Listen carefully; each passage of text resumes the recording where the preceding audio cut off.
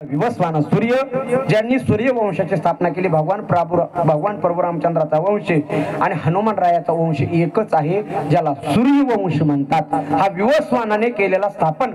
विवस्वानाचा मनुचा इक्षकू, इक्षकचा कुक्षी, कुक्षीचा विकुक्षी, विकुक्षीचा बाण, बाणचा अनरण्य, अनरण्याचा पृथु, पृथुचा त्रिशंकू, त्रिशंकूचा धुंदमार, धुंदमारचा यवनाश्व, यवनाश्वचा मांदाता, मांदाता सुसंधी, सुसंधीचा ध्रुवसंधी, ध्रुवसंधीचा असित, असितचा भरत, भरतचा सगर, सगरचा असमंज, असमंजचा अंशुमान, अंशुमानचा दिलीप आणि दिलीपचा भगीरथ। ज्या भगीरथाने भगवान शंकराची खडतर साधना करून जटेतली गंगा या मृत्यू लोकामध्ये आणली, तोच तपश्चर्या करणारा महात्मा भगीरथ। भगीरथाचे कुकुस्थान, कुकुस्थाचा मुलगा आहे रघु, जो दिलेल्या वचनाला आपल्या प्राणापेक्षा प्रिय मानतो, तो राजा रघु। आणि या रघु पासून कुळ चालू झालं रघुकुळ, जे भगवान प्रभू रामचंद्राचं रघुकुळ आहे। आणि तिथून पुढे एक मन प्राप्त झाली, रघुकुल रीत सदा चली आई, प्राण जाय पर बचन न जाय। हा तो रघु राजा। आता पुढच्या पिढी ऐका।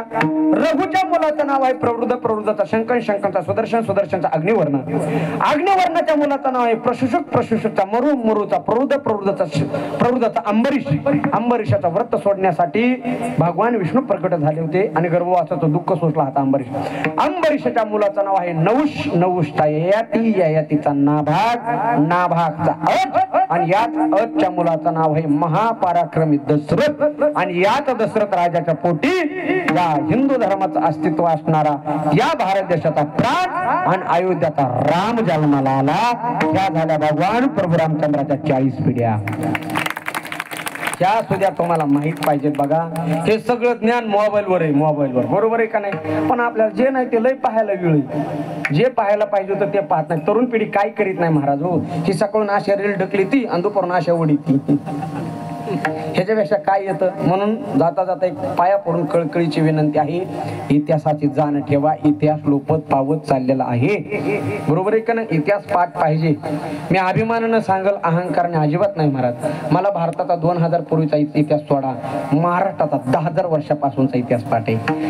छत्रपती शिवरायांच्या 42 पिढ्यांचा इतिहास पाठ आहे आणि छत्रपती शिवरायांच्या 150 मावळ्यांचा इतिहास पाठ आहे। पण मी आज सांगणार नाही, कारण तुम्ही पुन्हा बोलणार नाहीत।